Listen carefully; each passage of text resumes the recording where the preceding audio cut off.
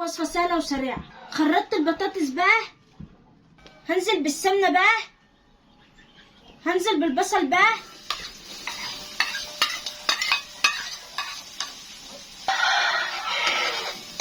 نطرة ملح ابيض بقى،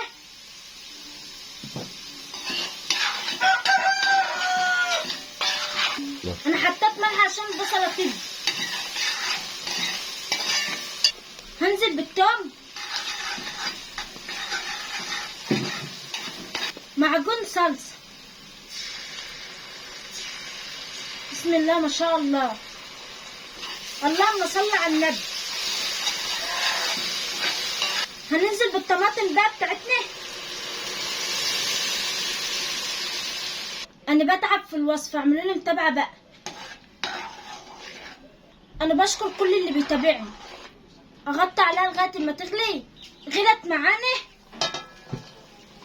هنزل بفلفل اسمر بقى، شوية من بهارات الفراخ، شوية شطة بقى، شوية من الكزبرة بقى، نطرة جنزبيل بقى، شوية سكر بقى عشان تعزز الطعم.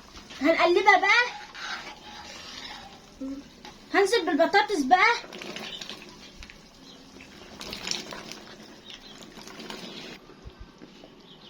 اللهم صل على النبي.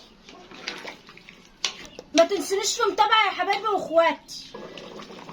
هنحط شوية شوربة بقى، شوفوا بيغلي ازاي. بسم الله ما شاء الله، ده حاجة سهلة وسريعة.